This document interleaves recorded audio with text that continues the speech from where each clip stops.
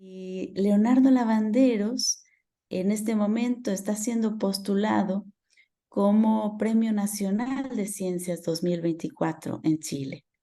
Nos da mucha alegría tenerlo aquí porque el perfil de él nos interesa en tanto que él hace un trabajo científico, pero muy vinculado con la política, como debe de ser.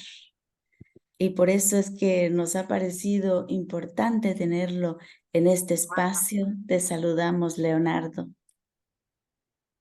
Igualmente, Carlos. Yo creo que es un orgullo para mí que estemos sentados los dos acá. Hay muchas cosas que hacer en este mundo. Y mira, querido Leonardo, justamente en este espacio hemos estado invitando a algunas personas para pensar el tema de la ciencia. Eh, y para mí especialmente me resulta un tema muy importante porque si algo podemos decir de nuestros países es que se convirtieron en colonias de conocimiento. Es decir, la colonialidad de nuestros países, América Latina, del sur global, también fue una colonialidad de la conciencia. Tú sabes que acá en México hablamos de la importancia de transformar las conciencias para llevar a cabo procesos políticos profundos. Y hemos tratado aquí el tema de cómo es que Europa, con la colonización, también impuso una manera de pensar. Y la ciencia justamente se volvió como el gran instrumento de colonización. De manera que también pensarnos como países soberanos, pensarnos más allá de los imperios, implica también dar pasos hacia una nueva ciencia, porque además sabemos que la ciencia que tenemos hoy en día es una ciencia comprometida con el capital. Es una ciencia que no piensa desde la vida, que no se compromete con los pueblos, y por eso es que tenemos que darle también un giro a ese tipo de ciencia que estamos haciendo. Y por eso nos interesa tanto que estés el día de hoy. A mí me gustaría que hicieras una breve presentación para que la gente te conozca, porque creo que es interesante la trayectoria que tú tienes como científico, pero con un compromiso político, con un compromiso también revolucionario y con un compromiso científico, epistemológico, diría yo, para pensar y crear los nuevos paradigmas hacia un siglo XXI de los pueblos y de la vida. Bueno, Adelante, Leonardo. podría ser algo breve porque cuando uno habla de uno y se mira al espejo, dice, pues es que han pasado varios años desde que uno pensaba cómo iba a ser el futuro. Yo soy un tipo que nació en términos del pensamiento cuando estábamos en el tiempo de la Unión Popular en Chile con Allende, con el presidente Allende. Y en ese tiempo me acuerdo mi mamá nos llevaba al Museo de Historia Natural y al Conservatorio Nacional de Música. O sea que la República de ese tiempo era muy consciente de la necesidad de la ciencia-arte. Entonces, no era que uno fuese un científico después, sino que la formación de base que te daba en ese tiempo, de jugar en el Museo de Historia Natural, ya de ir a estudiar violín al conservatorio, ya, donde no tenías que pagar, porque ya estaba contemplado los pagos de los impuestos, ya era parte del Estado. Formados republicanos de una manera en que el conocimiento era un juego y era un compromiso. Entonces se te abría mucho la idea de que la ciencia y el arte creaban tu propia felicidad, pero no la tuya, sino en relación con otro. ¿Ya? Que era la única felicidad posible. O sea, estas palabras, tanto autorreferente, auto algo, ese auto donde se quiere generar la autonomía, no funciona, lo que funciona es la coautonomía. Yo siempre estoy en relación con otro, ¿ya? O sea, yo no puedo ser feliz solo, no existe el concepto de soledad en ese sentido. es cuando mi vínculo es débil, yo soy solo. Pero cuando mi vínculo es fuerte, tengo muchas relaciones que me permiten estar en el mundo, en el aquí y ahora. Entonces, de esa idea, el proceso mío fue un proceso caótico porque vino el golpe de Estado y rompió lo que para mí en ese tiempo era fundamental, que era la ciencia, el arte y los trabajos voluntarios. El salir de la casa pequeña burguesa y jugar, digamos, porque a los 14 años uno no tiene claro, digamos, ideológicamente hacia dónde va, pero como buen adolescente siente que funciona, y que Allende nos hacía funcionar en términos de un propósito y una identidad que yo nunca más volví a tener, nunca más. O sea, para mí me quebraron la felicidad del adolescente, la felicidad de la participación. Entonces, me sumí en la música en el colegio como vino, que era el Instituto Nacional, yo soy institutano, uno de los colegios más importantes de Chile, ha salido mucha gente de ahí. Y este colegio permitía, digamos, una serie de discusiones porque el instituto, como el primer colegio de Chile, tenía dentro de sus aulas gente de clase muy alta y gente de clase muy baja. Por lo tanto, la idea de que el conocimiento era lo que te validaba dentro del curso, no te enseñó mucho, digamos, con quién eran tus compañeros el día de hoy. Y lo importante fue de que en este crecimiento yo me metí en la música, así que era básicamente un muy buen charanguista, muy buen músico. Estaba en el canto nuevo, ya hice muchas cosas hasta que entré a la Facultad de Ciencias, pensando que iba a encontrar ahí alguna solución. Y lo que me di cuenta es que la Facultad de Ciencias, más que jugarme a mí en términos de la idea del conocimiento, era fundamentalmente una cosa lineal, reductiva del pensamiento, y sobre todo en una dictadura no había filosofía posible dentro de la Facultad de Ciencias. Entonces las discusiones políticas era porque seguíamos políticamente activos diciendo cómo vamos a bajar esta dictadura. Pero en el estricto rigor los ramos eran siempre los típicos ramos, que la biología 1, que la matemática, que el cálculo, o sea, era, ¿cómo poder decirte? Era como estar en una escuela estudiando ravioles. ¿Te das cuenta? O sea, una masa totalmente fragmentada con contenidos que no tenían que ver nada unos con otros. O sea, no era Ni una, tenían que ver con la realidad no tenían tampoco. que ver con nada, en realidad tenían que ver con los papers. Entonces, entonces, para mí no tenía ningún sentido y nunca tuvo sentido esa ciencia, porque yo me daba cuenta que finalmente, ¿dónde terminaban los biólogos o los matemáticos? O se iban a Harvard, o se iban a MIT, entonces seguías reproduciendo ya esta egolatría del conocer. Porque finalmente era farándula. Si tú lo mirabas bien, era hacer paper toda tu vida, ¿ya? Producir paper para ser reconocido en grupos de amigos, en editoriales de grupos de amigos, etcétera. O sea, finalmente siempre era más de lo mismo. No había posibilidad. Y tampoco tú podías generar nuevas posibilidades, pues no te iban a dejar. La ciencia se cuida a sí misma. Y la ciencia no pasa de ser una explicación más en el mundo. Es tan legítima como el tarot, como la parte ¿cómo se llama?, de la brujería. O sea, son formas de conocimiento que no puedes tú atribuirles nada más que una coherencia respecto a la explicación. Estás diciendo una herejía, Leonardo. Yo soy hereje, siempre he sido hereje. De hecho, me gusta hasta el tarot, ¿ah? Y creo que el tarot muchas veces es mejor que ir al psiquiatra. Sale más barato y tiene más posibilidades predictivas. Te das cuenta, hasta la pasan mejor con el tarot. ¿Ya? Y bueno, lo que pasa es que sucede esto que te cuento de mi vida porque perdido yo en esta oscuridad, ¿ya? Conozco, gracias a los argentinos, le digo yo, que son mis mejores amigos, mis mejores Alejandro Malpartida, nos conocemos en unos momentos muy oscuros. Él venía de Buenos Aires y era biólogo también, pero era doctor. Ya teniendo la misma edad, estaba más avanzado que yo. Y con él creamos y empezamos a crear la teoría relacional. ¿Ya? Y la teoría relacional tenía que ver directamente con que la certidumbre sobre el objeto, o sea, que en el fondo esta religión sobre lo que se ve y se toca, a nosotros no nos servía, no nos hacía ningún sentido. Y no nos hacía sentido porque también en la política se buscaba la certidumbre. Y nosotros decíamos, pero ¿por qué buscan la certidumbre? ¿A quién le gusta la certidumbre? A todo el mundo. El sueldo, el final de mes, el calendario, ya, el pago de las cuentas.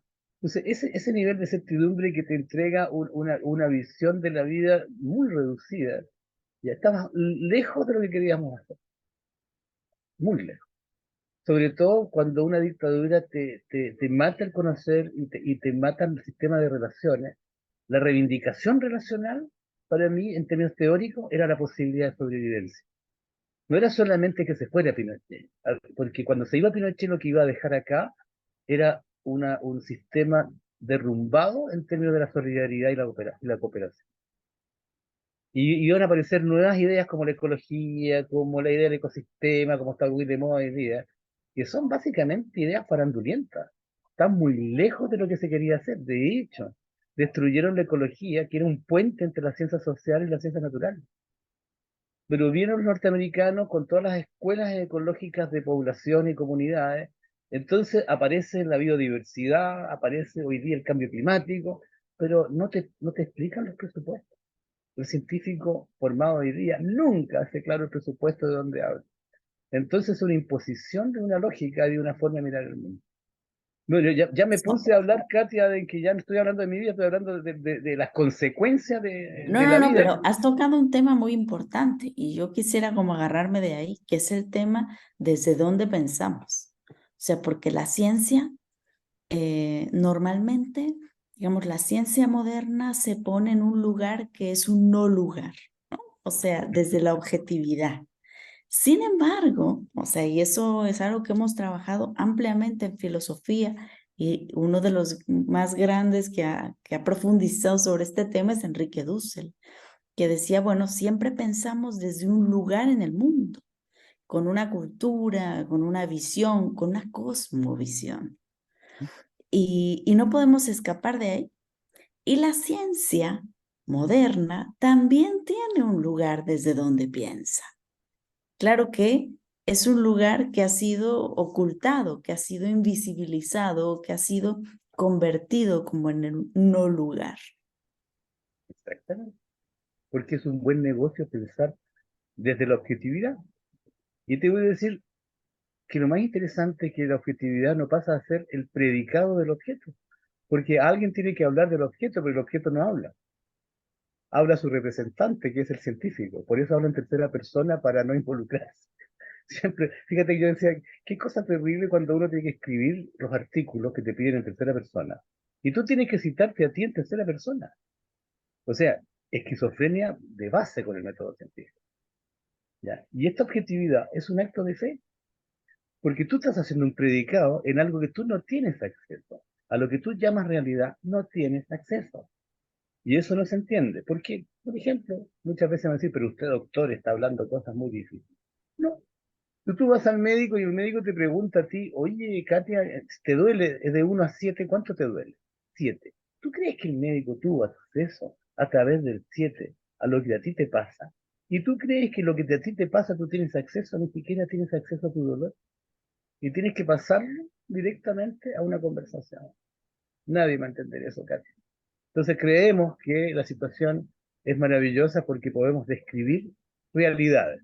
Y en el fondo, lo que estamos haciendo es hablar a partir de nuestros símbolos y signos. Y eso es lo que yo discutía a Maturana. ¿Verdad? Nosotros somos semióticos de base en la parte cultural. El lenguaje es después de la semiótica, después de los símbolos. Porque la cultura te atrapó en el momento que entraste al sistema de redes y te enseñó a mirar, te enseñó a sentir. Y la forma en que tú sientes y dices las cosas, ese es aceptado o no. Pero ya vives el paradigma de tu propia cultura, que es de donde hablas. Pero los científicos esconden ese de donde hablo, porque si no se cae su objetividad.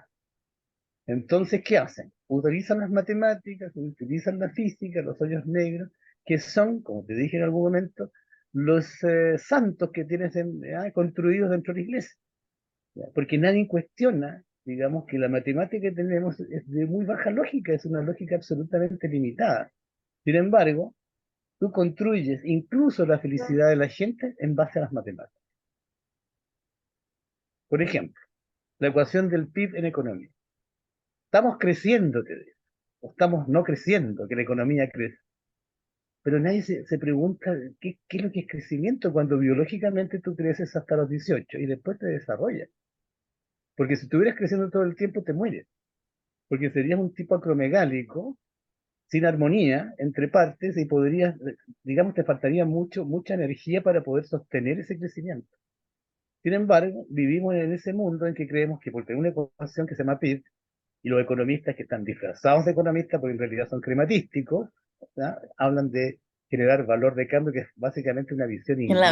Pero la diferencia, digamos, entre la economía y la crematística. Ok, vamos a eso. Sí, claro. Yo lo El diré, punto digamos, de manera fundamental. muy sencilla, ¿no? Bueno, La economía tiene que ver con la reproducción de la vida, o sea, con el manejo de los insumos que tienes en la casa para no, poder mi querida Katia, reproducir la vida. es lo que te enseñaron a ti, las bases cognitivas del capitalismo. ¿Mm? Yo te voy a contar brevemente para que dejemos atrás este tipo de oscurantismo que tenemos hoy día. Mira, la palabra eco viene de el concepto o la palabra oikos del griego, oikos. ¿Mm? Y oikos lo propone Aristóteles en la política, en el tomo uno, donde dice el oikos, en el caso humano, son cuando uno comparte el pan y comparte el fuego entre las personas. Por lo tanto, está hablando de relaciones, de un sistema de relaciones de cooperación, ¿ya? Que te lleva a vivir, ¿ya? De manera de vivir bien, el caso de los quechos, los aymaras de la parte nuestra, y el buen vivir por parte de los griegos. Por lo tanto, el oikos es la expresión de los sistemas relacionales. Y si esa es la expresión del oiko de los sistemas relacionales, su emergente se llama la polis, la ciudad. Por tanto, tú no puedes ser apolítico. ¿Por qué? Porque eres parte de los oikos. Entonces, esto de los oikos ya se transforma en la oikosnomia, que significa hoy día economía, o sea, la administración del sistema relacional. Por lo tanto, si tienes relaciones enfermas, tu economía es una economía enferma. Y se confunde con la creación de valor que se llama crematística. O sea, esto de generar valor de uso y valor de cambio, como decía Marx, tenemos problemas porque se conjunta con la economía. La economía tiene que ver con el sistema relacional, con lo que me pasa contigo, que veo, supongo, pero no es así, porque esa es la gracia de la relación. Tú las supones, pero no las ves y tampoco las puedes medir. Sin embargo, sabes que estás ahí. Entonces, cuando hacemos economía, lo que nos interesa es el sistema de relaciones, que no son que yo te Claro, es toque el y te dé la sistema de mano. relaciones, pero en función de la reproducción de la vida, que ese es el centro de todo. Pero es que la vida es un sistema relacional. Lo que la vida hace es justamente reproducir los sistemas de relaciones. Claro, pero bueno, pero yo lo digo para que se entienda, porque si tú hablas nada más como de sistemas relacionales, ¿no? O Hablemos sea, sobre la vida. Hablemos que la vida es una unidad relacional. Es un sí. oikopollo. Es una producción de un sistema de relaciones. Esa es la vida para nosotros, digamos, dentro de la teoría nuestra. Es tu unidad de relación. ¿Ya? Es lo que te pasa en todo momento, desde la célula, desde la bacteria. La bacteria es una unidad de relaciones.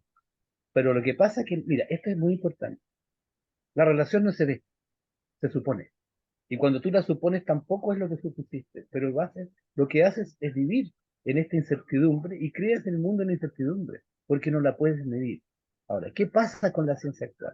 Cuando tú le dices esto, se vuelven locos, porque no pueden tener acceso al objeto. Y la única forma de que tú logres poseer riqueza es poseer objetos, o poseer a través del trabajo, por ejemplo, objetos. Entonces está todo basado en la certidumbre del objeto. Y eso es lo grave, porque creemos que al tener acceso al objeto, tenemos entonces acceso a la riqueza. Y pensamos al ¿Acceso a revés, qué? a la Acceso. riqueza, Ah, acceso a la riqueza. Somos ricos porque tenemos objetos, ¿ya? Pero cada vez que tenemos objetos necesitamos una relación que lo legitime. Cuando tú me dices, oye, yo tengo un auto, tengo un Ferrari. Ah, tienes un Ferrari. Muy bien, te digo yo. ¿Y cómo sé que es tuyo? Y me muestras un papel. Para que yo acepte que tú tienes un Ferrari, tengo que leer el papel de que tú eres dueño. O sea, llegas a ese nivel de pensar que eres dueño de algo. Y en rigor, si no tuvieras una relación que acepte que eres dueño de algo, no eres dueño de nada. Y eso nos diferencia en lo comunitario de Europa y de toda la parte de habla inglesa.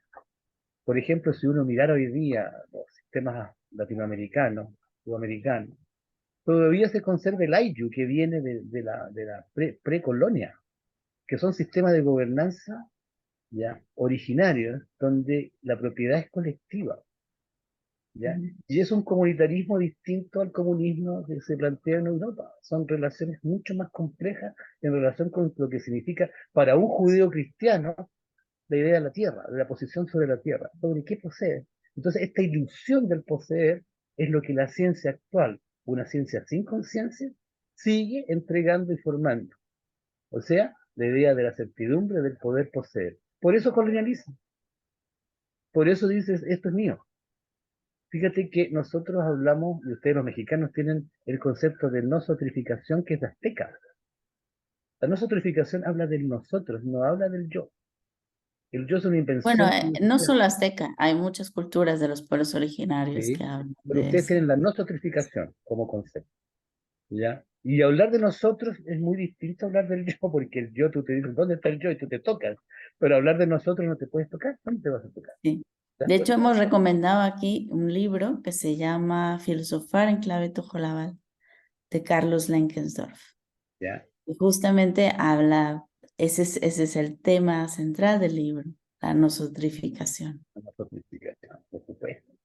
Ese se Bueno, puede conseguir en internet, es de libre acceso para todos los que nos escuchan. yo espero, Katia, espero que no esté muy complicado lo que estoy hablando, pero hacia allá van las cosas. O sea, supongo yo que vamos a poder hablar de cuando... Mira, a mí me ha tocado manejar incluso huelgas, ya, huelgas sindicales. Y hablar de esto y generar a través de modelos cibernéticos las relaciones sindicales para lograr hacer una buena negociación. O sea que esta ciencia son instrumentos básicamente con los supuestos claros. O sea, lo importante de un científico hoy día es que su supuesto sea claro, que no imponga, que diga de dónde habla. Porque uno, cuando tú me dices de dónde vienes y de dónde hablas, yo te digo si estoy de acuerdo contigo o no, tengo esa posibilidad. Pero si me vas a imponer que eres un doctor que viene de Harvard, como digo yo, entonces vamos a tener problemas, porque eso significa que si yo acepto la colonia como tal, acepto que esas universidades son las legítimas y donde se genera el conocimiento y saben más que yo. Y eso yo lo encuentro hoy día de muy baja estatura. Los Ahí yanaconas, quedaba, como tal. quedaba pendiente el concepto de crematística, no llegaste. No, si lo llegué, te dije, la crematística es la ciencia que estudia la creación de valor. Y tienes el valor de uso y el valor de cambio. Eso te lo dije. Entonces, el valor Sí, de bueno, cambio, lo que pasa es que yo pensaba, o sea, en este espacio tenemos que ¿ya? ser más, aterrizarlo más todavía. ¿Qué es Tienes el más. valor de uso? Mira, ¿Qué es el valor de cambio? mira. El valor Es, de uso es algo muy importante porque tiene que ver, y a mí me gusta mucho Marx en esta parte. Dice, mire, usted tiene una mercancía y tiene otra mercancía que no tiene. Por lo tanto, tome esta mercancía, la vendo para comprar algo que yo necesito. Eso, valor de uso. Es lo que yo necesito. No voy a hacer negocio con eso en términos de lucrar. Eso se llama valor de uso. Bien. El valor de cambio es al revés, o el valor transaccional. Yo tengo dinero, compro una mercancía para obtener dinero. Y no me importa lo que pasa entre medio. Tengo 300 pastas de dientes en el supermercado. No me interesa qué pasa con las futuras generaciones en la forma en que yo he utilizado esos recursos. Y para explicar mejor esto, fíjate, y siempre lo he explicado así, está la idea de viabilidad relacional. Y esto lo voy a explicar con un ejemplo que siempre ha ayudado mucho. Nosotros todos los días estamos bombardeados con la idea de lo que es la sustentabilidad, la sostenibilidad, el cambio climático, etcétera, etcétera, etcétera. Bien, los norteamericanos, el habla inglesa no puede traducir sostenibilidad y sustentabilidad. Nosotros sí. Y la viabilidad tiene que ver con la relación que existe entre las relaciones, que es lo sostenible, con los recursos, que es lo sustentable.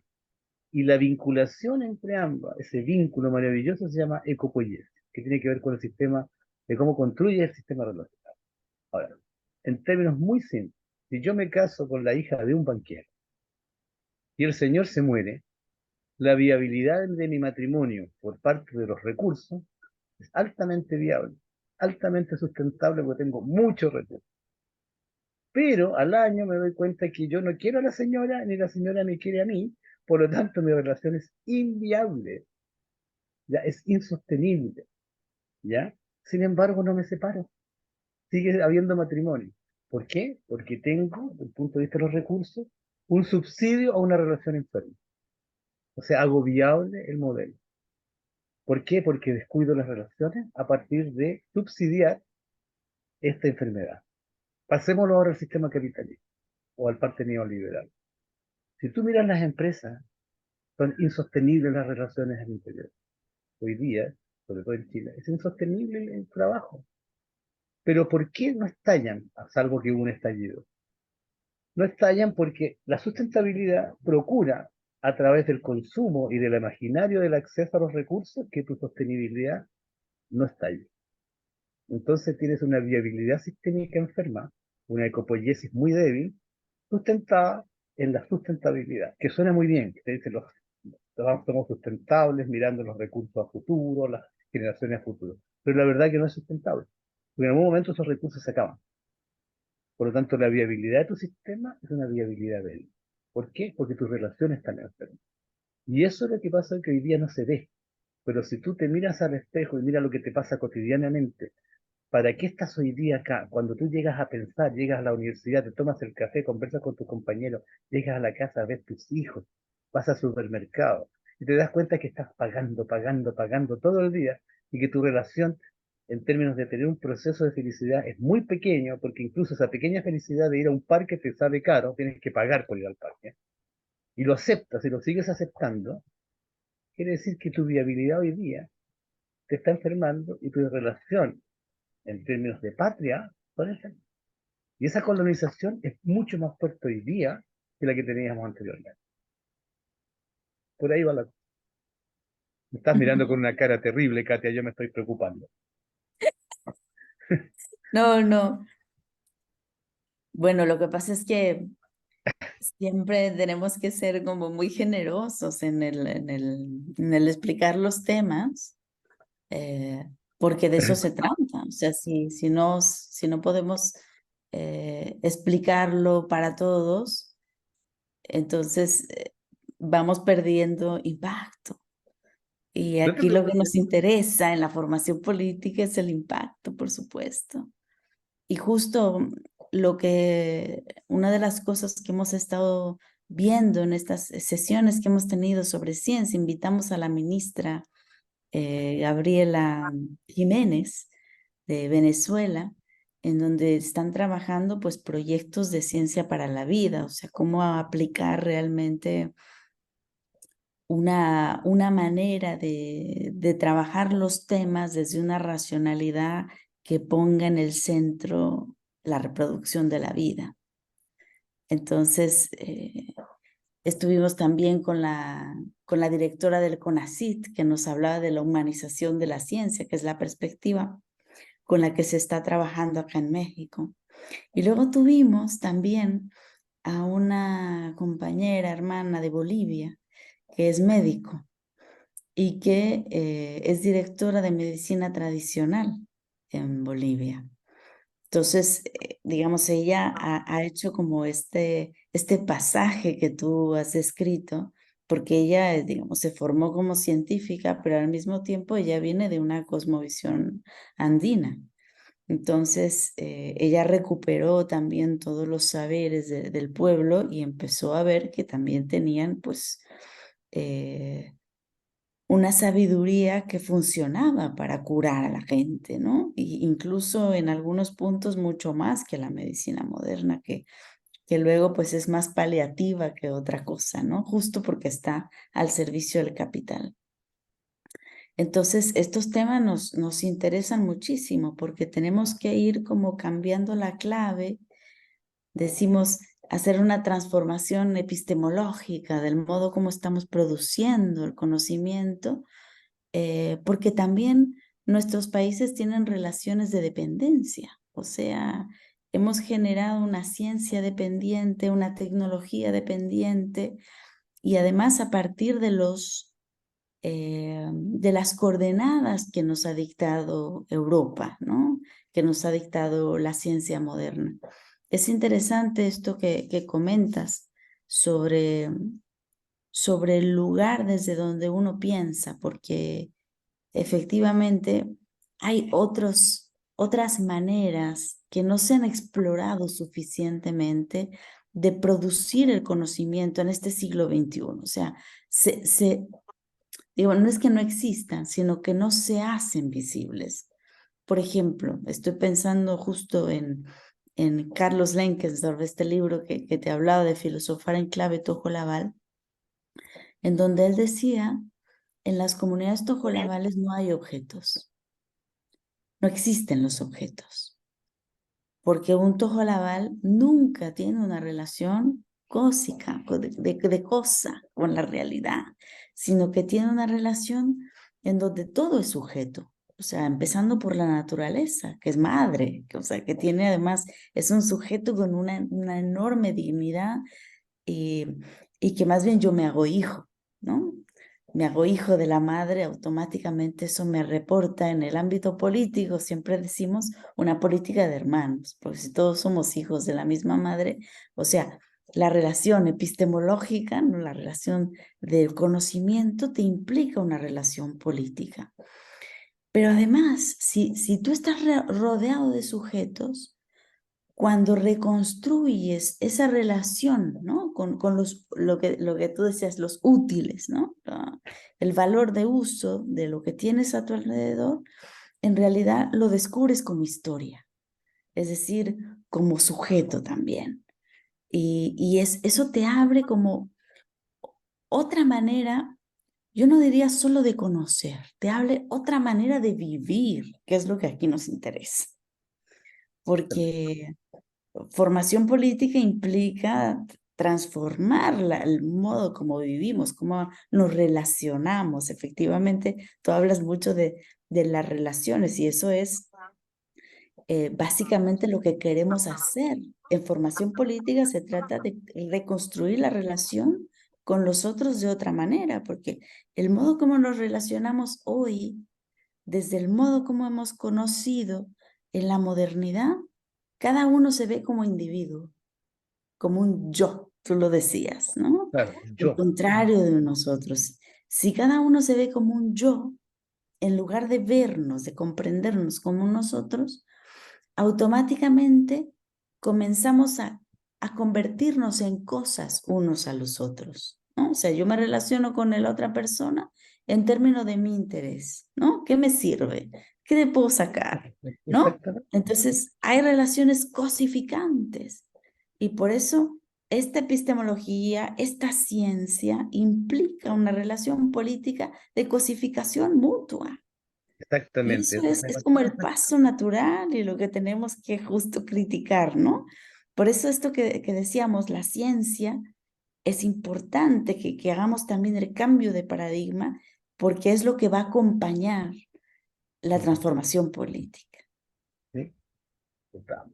Pero qué bien que hablas, Katia, me hace muy bien, me hace bien al corazón. Escúchame, eh, lo que sucede es que tenemos una ciencia de la cosa, porque Exacto, la ciencia de la cosa genera el lenguaje de la cosa y exacto, genera la creencia de la cosa. No es menor que tú cuando entras a la iglesia, los santos que tú adoras, hechos por el mismo hombre, son cosas. Adoras cosas con formas, o sea, adoras imágenes, mitos sobre objetos. Maravilloso. La ciencia hace lo mismo. Cuando te dice la ley de gravedad o te dice el instinto, que son principios explicativos en ciencia, pero la ciencia se basa en los principios explicativos. ¿Qué es lo que es un principio explicativo? Algo que explica todo, pero nadie lo explica a él. Eso es una imposición. Por ejemplo, mamá, ¿por qué me mordió el perro? Por instinto, hijo mío. Ah, muy bien. ¿Y qué es el instinto, mamá? Silencio la mamá. Hasta ahí llegamos. Porque eso es un principio explicativo. Por otro lado, que son frases de Bateson, la ciencia nunca prueba nada. No puede probar. Tú lo que haces es corroborar ideas acerca de algo. Mejorarlas, sacarla, poner otra, pero nunca puedes probar nada porque no tienes acceso tal como hablamos hace rato. Siempre vas a tener que construir a través del lenguaje tu descripción. Y aunque sea una matemática o un número o un hoyo negro, siempre es un predicado. Estás predicando acerca de algo con una visión acerca de ese algo. ¿Mm? Entonces, fíjate que si lo miramos así, no hemos podido superar la cosa porque vivimos en la certidumbre, necesitamos certidumbre. Y lo que vende la religión y la ciencia son formas de certidumbre. Ese es el capital actual y es el capital del capitalismo, la venta de certidumbre. ¿Ya? Y por eso tienes que Voy a cosificar. poner un ejemplo para que se entienda mejor lo A que ver, estás ok, diciendo. Luego los filósofos dicen las cosas interesantemente. claro, por eso necesitan los Hay un científicos. filósofo, ¿no? que se llama Hegel y que hace como una descripción de esto que estás contando. Porque él dice, digamos que yo me propongo conocer algo, ¿no? Me propongo conocer esto. Y entonces la pregunta es, ¿cómo empiezo? Entonces yo puedo, digamos, lo que estamos acostumbrados es hacer una descripción sobre el objeto, ¿no? Entonces la conciencia se pone delante del objeto y trata de hacer una descripción del objeto. Y entonces empiezo a decir, bueno, tiene tal forma, es de tal color, tiene tal textura, pero como bien dices, todo lo que yo estoy describiendo el objeto son conceptos. Pero se supone que yo lo que quiero explicar es que esto es, o sea, yo lo siento así, sólido, ¿no? Que yo lo veo blanco, pero finalmente la sensibilidad para poderla expresar, la tengo que convertir ya no en sensibilidad, la tengo que convertir en pensamiento, porque la sensibilidad no tiene manera de expresarse a sí misma. Exactamente. ¿No tienes O acceso? sea, es como si yo dijera, a ver, yo voy a tratar de expresarte lo que es esto, ¿no? Y me concentro, pero si no pronuncio una palabra, va a ser difícil que podamos tener como una comunicación clara, ¿no? Entonces, cuando yo convierto esa sensibilidad ¡chuc! A concepto, a pensamiento, entonces, dice este autor, entonces ese concepto que yo estoy diciendo ya no le pertenece solo a esto, porque hay miles de cosas blancas, hay miles de cosas redondas, hay miles, o sea, entonces, pero no, yo lo que quiero es explicarte lo que es esto, pero de pronto el esto se me fuga al infinito, porque no puedo como yo asirlo, ¿no? No lo puedo agarrar, porque se me va con estos conceptos que son universales y que no alcanzan a tocar el esto aquí, ahora, que puede ser cualquier esto, cualquier aquí, cualquier ahora. Entonces la pregunta es, bueno, ¿qué es lo que conozco cuando conozco? Si la sensibilidad se convierte en pensamiento, si el pensamiento es un universal, ¿no? ¿Qué es lo que conozco cuando conozco? Entonces, el devenir de las preguntas sobre el conocimiento nos va llevando por un camino que al final, como bien dices, eh, empieza a tocar con un horizonte que tiene que ver Exactamente. la creencia Compra compartida. certidumbre. Compra Sí. certidumbre. ¿Sí? Y eso te hace estar tranquilo. Porque fíjate que si hubiera sido Darwin, podría haber sido Wallace. Y habríamos tenido otro tipo de posibilidades científicas sobre la evolución. Habría sido mucho más cibernético. Entonces, todas estas cosas, hay una frase que es maravillosa, dice que las secuencias que son divergentes son impredecibles y las secuencias convergentes son predecibles. ¿Qué son secuencias convergentes? Por ejemplo, la estadística. Tú trabajas con conglomerados y puedes predecir, porque estás trabajando con grandes bolas, por decirlo de alguna manera, de billar. Pero las secuencias divergentes, cuando aparecen las personas y aparece la idea que tienen las personas sobre las cosas que hablan y sobre las que tú le preguntas, se hace totalmente divergente. Es impredecible. Entonces, imagínate la maravilla de entender esto y saber que tu mundo es un mundo de incertidumbre que tú no quieres aceptar. ¿Por qué? Porque si aceptas la incertidumbre como concepto y como condición de tu vida y de la reproducción de tu vida, entonces la ciencia pierde el negocio y la religión también. Pierden su negocio. En el momento que tú enseñas que la política tiene que ver con el manejo de las relaciones que son secuencias divergentes en términos de la incertidumbre, la política actual deja de tener sentido y la religión actual sobre la incertidumbre deja de tener sentido. ¿Por qué? Porque no puedes prometer situaciones convergentes. Y esa es la maravilla. Yo vivo en la incertidumbre hace mucho tiempo, ya me costó mucho, me volví muy loquito, ya, porque la entendí, la viví. Y cuando ya te sacas la necesidad de la objetividad, ¿ya? O la necesidad de la cosa en sí, ¿ya? El Dasein, y te das cuenta que efectivamente tu campo es relacional, y por esa relación es cuando yo extraigo estas diferencias, ¿ya?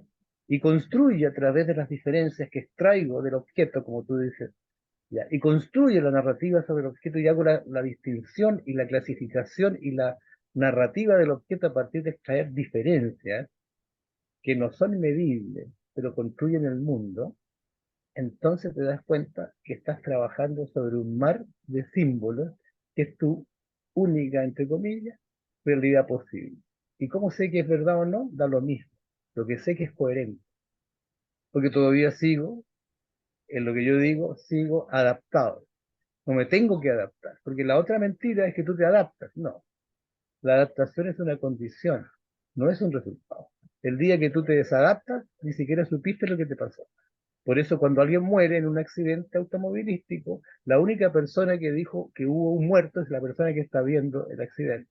El tipo que se murió nunca supo lo que le pasó. ¿Ya? Entonces, claro, tú me hablas de Hegel. Entonces te podrían decir por ahí, oye, pero eso es idealismo puro, es una cosa de la conciencia, pero el problema son los conceptos, nuevamente. ¿Ya? Para ser idealista tienes que empezar a hablar de la conciencia desde un presupuesto de la conciencia que es subjetivo. Entonces, en la teoría racional no existe ni el concepto de verdad, ni el concepto de subjetividad, ni objetividad porque no tiene ninguna posibilidad de generar decisiones. Y aquí, querida Katia, es donde viene la diferencia. En la teoría racional, tú vas a la decisión. No te queda solamente la distinción, generas acción en forma inmediata. Políticamente tienes que generar la acción, que es lo que yo veo con los estudiantes nuestros y con los estudiantes del TEC. Han empezado a entender que la producción de valor de uso genera solidaridad y consecuencias con el resto de las personas. Y eso para mí en una ingeniería es fundamental, porque es una forma política. Ahora, ¿qué inventamos? Porque tú sabes que la ciencia es una invención. Del momento que yo creo que nada se prueba, pero puedes inventar cosas importantes. Por ejemplo, todo el mundo habla de la entropía. Todo el mundo, pura entropía. Cuando hay desorden, anarquía, y los anarcos no son precisamente entrópicos, ¿ya? Son más peligrosos y los comunistas los anarquistas, pero los anarquistas son más complejos, ¿te das cuenta? Entonces te llevan a cosas mucho más jodidas, más difíciles. Pero el concepto de entropía es un concepto netamente de la termodinámica. Tiene que ver con las interacciones moleculares, ¿ya? Y estos supuestos hablan entonces de que si así funciona esto, ¿cómo funcionan las empresas? ¿Cómo funcionan las organizaciones? ¿Son entrópicas? Y ahí dijimos, no, no es un problema de entropía lo que hacemos hoy día en el capitalismo. Es un problema de variedad no requerida o desperdicio. Es basura. Construyen basura en base a las relaciones. Cuando tú estás una hora en una reunión donde no sacas nada, cuando no apagas la luz porque te cae mal el vecino, cuando haces una serie de acciones que en el fondo enturbian las relaciones, estás generando desperdicio. Y esa riqueza no es la producción de nuevos objetos, es justamente al revés. Nosotros lo que tenemos que hacer es dejar de producir desperdicio, tanto en la forma de relación como en la forma de objeto, que es una forma de riqueza al revés. Porque si tú entiendes que tú en este mundo no eres el yo, sino eres una relación que complejiza tu entorno, que no está fuera, porque te configura a ti como comunidad, y tú te das cuenta que tu forma evolutiva siempre ha sido la generación de un mínimo desperdicio, porque eso te hace eficiente, entonces tu riqueza está en la producción de desperdicio, no en la generación de riqueza. Pero para el capitalismo eso es inviable. El capitalismo no puede ser capitalista si no genera alto nivel de desperdicio, porque es ineficiente. ¿Ya? Necesitas, para controlar a los demás, generar desperdicio en alto nivel. Y eso, en la contabilidad de las empresas, no está. Está escondido debajo de la alfombra. Porque si tú vieras cuántos desperdicios generan para generar $1.000.000, te darías cuenta que el negocio no es viable. Y eso es lo que nos pasa hoy día. ¿Y qué hacen? Generan ideas, por ejemplo, empiezan a hacer divergencia, cambio climático. Siempre ha habido cambio climático. Nada deja de cambiar. ¿Pero por qué? ¿Cuáles son los negocios? ¿Cómo cambia la geopolítica con el cambio climático?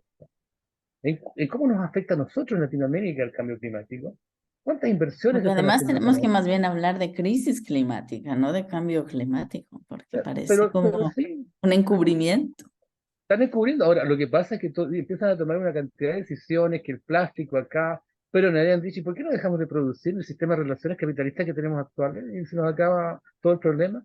No, eso es intocable. Eso no se toca.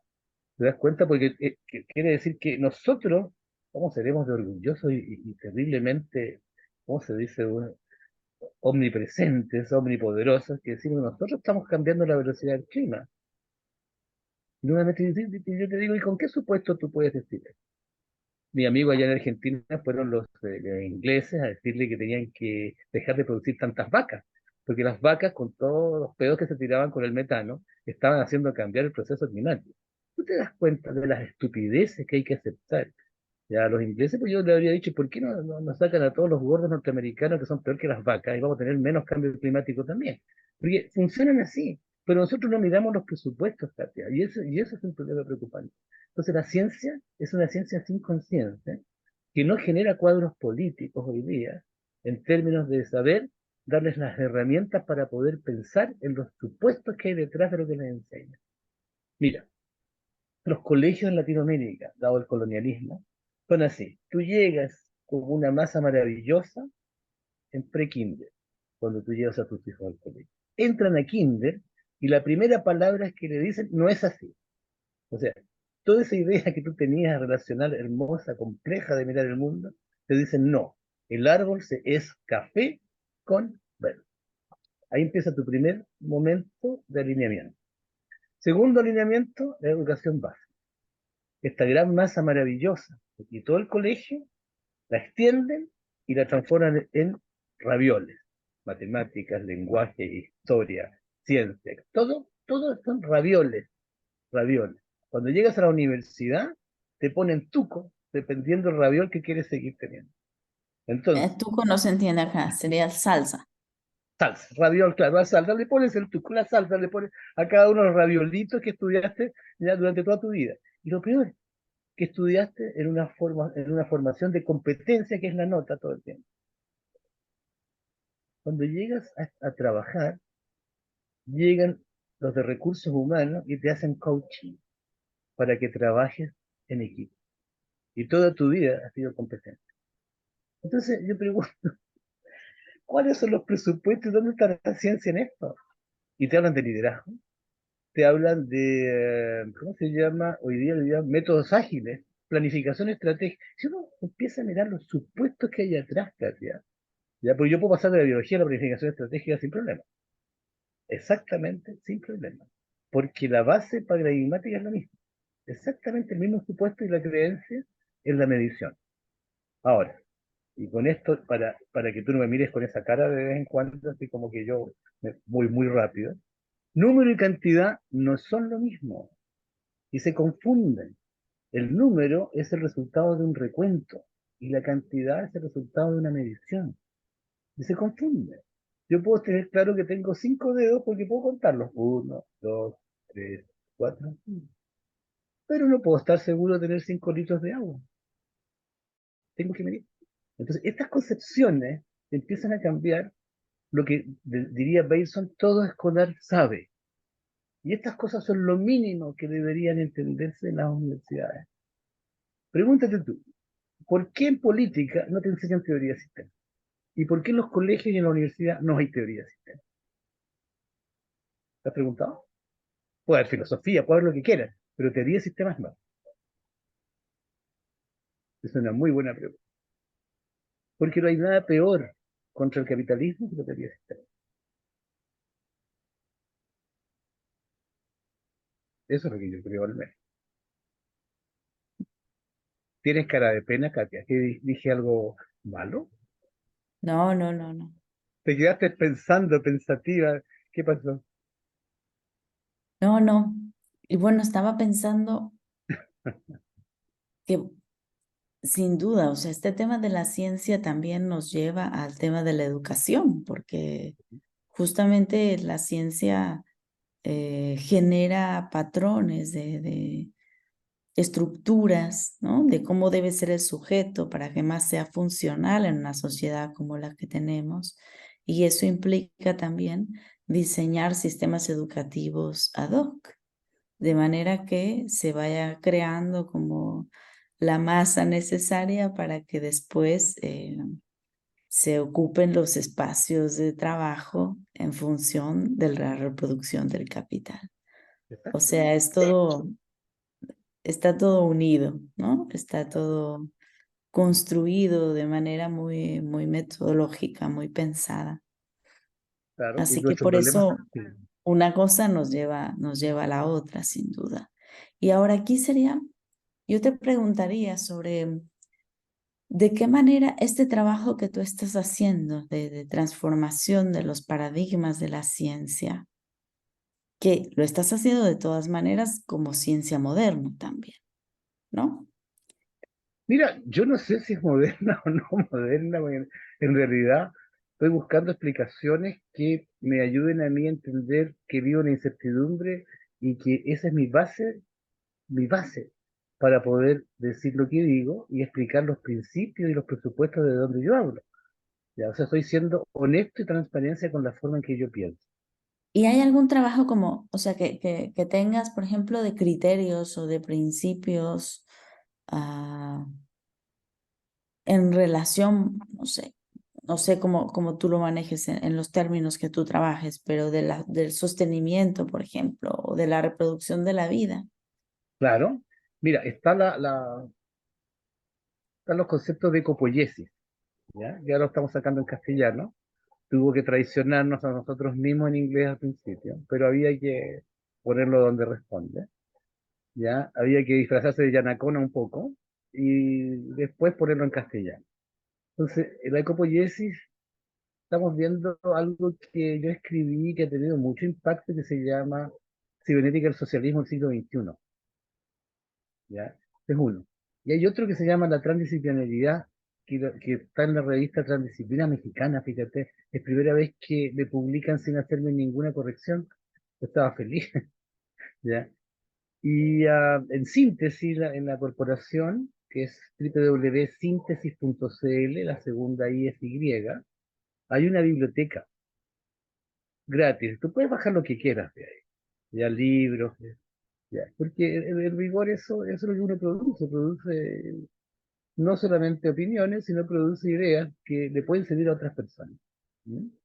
Yo creo hoy día, Katia, los problemas más importantes son una visión transdisciplinaria del conocimiento, porque seguimos muy fragmentados, entonces no entendemos. ¿Ya? Fíjate que esto es tan grave que los sistemas médicos generan, por ejemplo, diagnósticos multidisciplinares, que no sirven. Lo único que pierde ahí es el paciente, sobre todo el dolor crónico. ¿Ya? No, ni siquiera saben lo que es una transdisciplina. La transdisciplina ya tú dejas de ser filósofo, yo dejo de ser biólogo, o dejo de ser arqueólogo, y tenemos un lenguaje común y una base común de pensamiento. ¿Ya? Entonces, ya en el fondo lo que hacemos es solucionar proyectos de vida. Por ejemplo, hoy día que hablamos del colonialismo y la vida, las bases, no es que yo venga a la filosofía o yo venga a la biología. El concepto de vida va a ser un concepto de nosotros, o sea, como comunidad de conocimiento, ¿me entiendes? No como profesional único de una especialidad. Es más, cuando a mí me dicen que queremos las universidades, y dicen vamos a hacer transdisciplina, yo les digo la única forma de hacer transdisciplina en una universidad es que se acaben las facultades. Ya no puede haber facultad de ciencia, ni facultad de arte, ni no. En la transdisciplina las facultades se acaban, porque es transdisciplina. Para que lleguemos a eso, tú y yo vamos a tener, no sé si nieto, bisnieto, pero falta mucho. ¿Qué más, mi querida Katia? ¿Qué más me quieres estrujar? Estás sin micrófono. Sí, no, te decía que me decía que ya estamos en tiempo, que Ya. tenemos que ir cerrando. Ah, ¿tú cómo piensas, digamos, el futuro de la ciencia? O sea, porque estamos llegando también como a un momento muy crítico. Siempre decimos, ¿no? Junto con Dussel, con todos estos filósofos que están pensando la transmodernidad, decimos que las consecuencias que estamos viviendo hoy día de las crisis política, ecológica, social, de todo tipo, es fruto de estos 500 años. O sea, la producción del conocimiento que tenemos hoy ha dado como resultado esta realidad que tenemos. O sea, si queremos caminar hacia otro lugar, tenemos que también producir conocimiento de otra manera, con otros principios. ¿Cómo ves el futuro, digamos, de la ciencia a partir de estos nuevos valores, estos nuevos paradigmas que tú estás trabajando?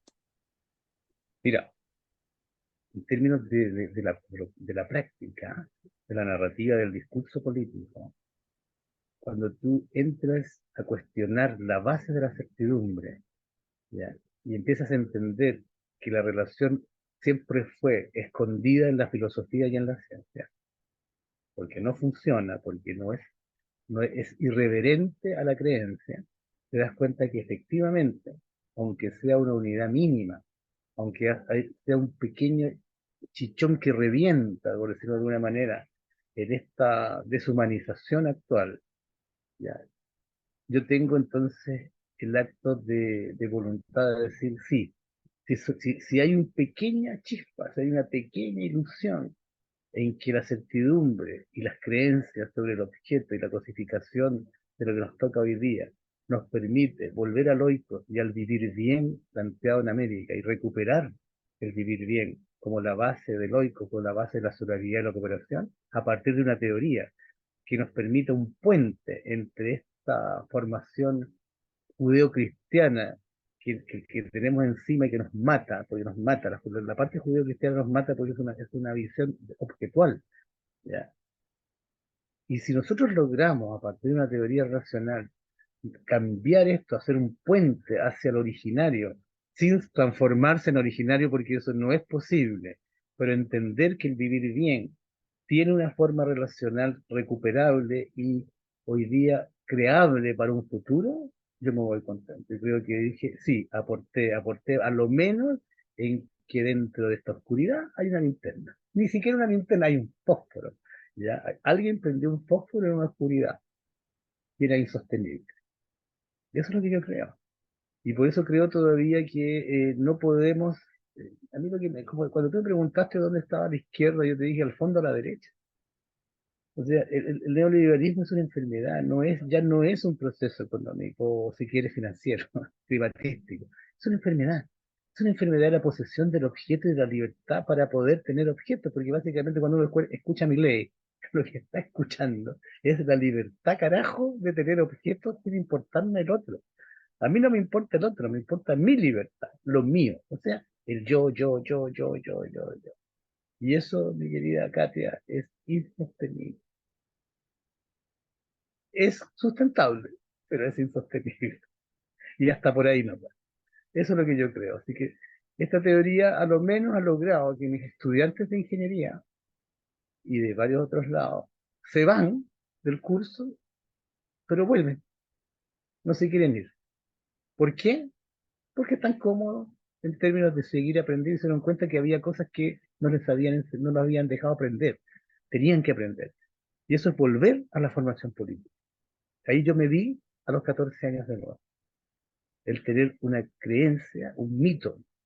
Porque no me interesa si se va a funcionar o no, pero en la medida que tú tienes ese mito, tú te conservas y vives. Porque ese mito es el que te da la fuerza de seguir peleando contra esto, porque esta cosa es un monstruo.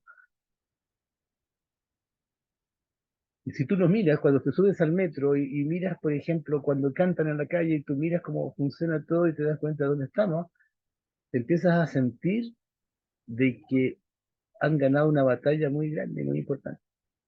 Han generado una cantidad de zombies impresionante. No hay discusión política. Ya no hay política. Lo que hay son farándulas. Y eso es lo grave. Y nuestras universidades no están formando políticamente lo que necesitamos. Están generando técnicos de mal gusto. O sea, están generando cognoproletarios, porque ya no son proletarios, son cognoproletarios. Van a vender un conocimiento mínimo basado en las competencias, que es otra forma de explotación, pero sin ningún espíritu crítico. Ya no tienen espíritu crítico. Solamente son técnicos cognoproletarios.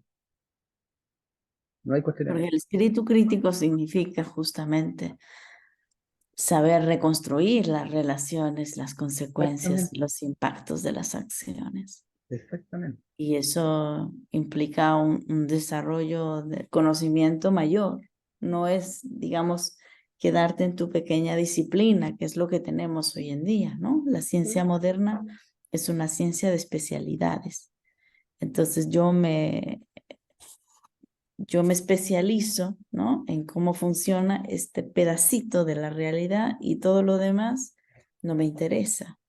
Y al final, resolviendo este pedacito de la realidad, ese pedacito le es funcional al capital y luego no me Claro, pues. entero, Además ¿no? que Estoy lo que justamente produciendo eh, aquello con lo cual después seré dominado. claro. Y eso pasa todo el tiempo. Entonces, Mira, justamente hacer pensamiento crítico implica saber reconstruir esas relaciones.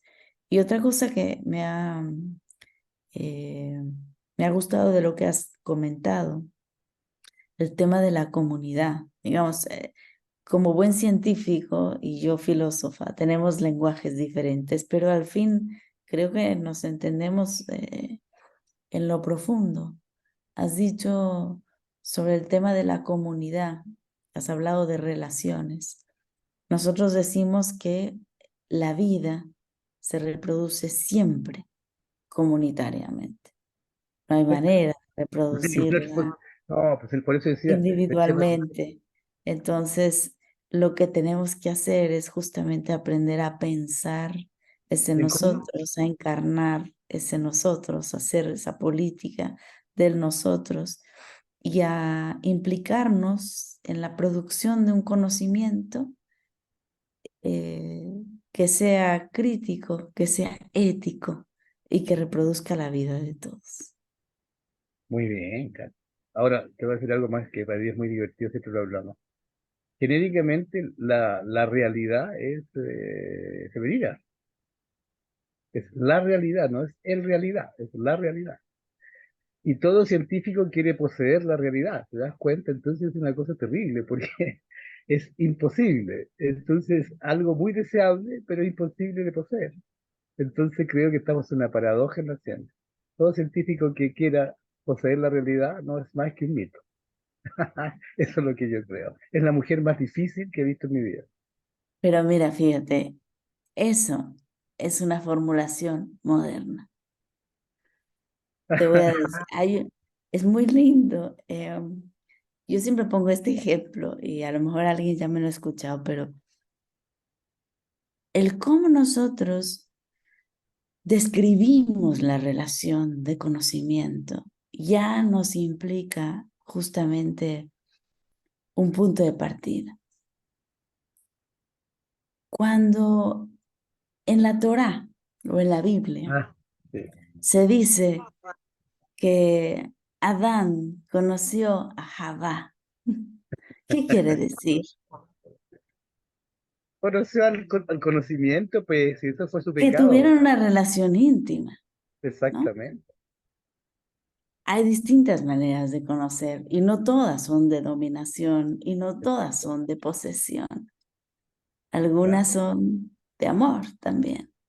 Efectivamente, el amortis que significa no que no hay muerte. ¿Te das cuenta? Yo estoy de acuerdo. Pero en general, como estamos dentro del capitalismo, quien posee la realidad posee el poder. Pero eso es siempre un paradigma imposible. El problema son los que creen. Por ejemplo, yo he dicho que en realidad nunca debería estudiar liderazgo, sino seguidorazgo. Es más importante el seguidorazgo que el liderazgo. Interesante. Bueno, Bueno, pues, querido Leonardo, pues un gusto conversar contigo en este día.